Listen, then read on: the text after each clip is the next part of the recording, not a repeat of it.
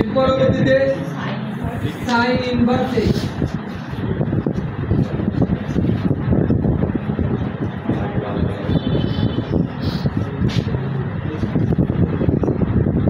আচ্ছা, এদিকে একটু খেয়াল করো, ইন্টিগ্রেশন আছে লিখলাম dx বাই এই রুটটা কার কার উপরে আছে, এইটুকুর উপরেও আছে, সাইন ইনভার্স এক্স এর উপরেও আছে না, তার রুটটা ভাগ করে দিলাম 1 মাইনাস এক্স স্কয়ার উপরে রুটটা দিয়ে দিলাম, সাইন ইনভার্স এক্স এর উপরে রুটটা দিয়ে দিলাম।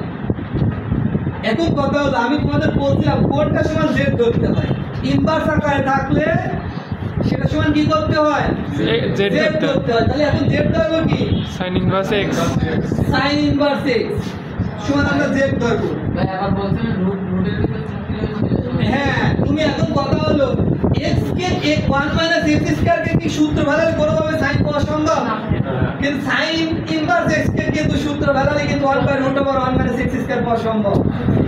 সেটা বুঝতে পারছো?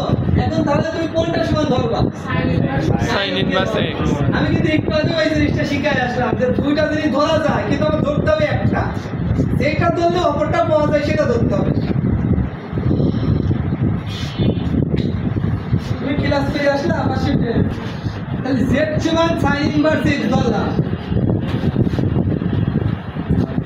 তাহলে z কে ডিফারেন্সিয়েট করলে কি হয়, dz বাই dx।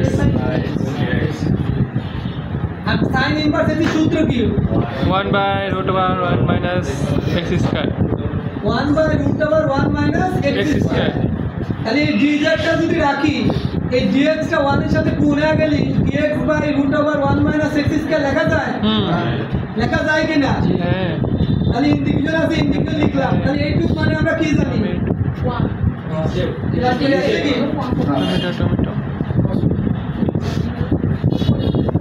তাহলে এইটুকু বল দিছে, এইটুকু মানে কি,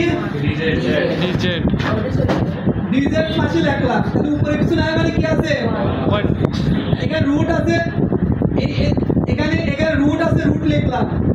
তাহলে sin ইনভার্স x মানে আমরা কি জানি, তাহলে sin ইনভার্স x মানে আমরা z জানি, তাহলে sin ইনভার্স x এর জায়গায় z লিখলাম, তাহলে এই ফর্মেট হলো না। আর আমি তোমাদের মেবি মনে কতদিন শিখাইছিলাম, ইন্টিগ্রেশন 1/√x dx মানে হলো 2√x, সূত্র শিখাইছিলাম কিনা, এই সূত্র যে অঙ্ক করাইছি কতদিন।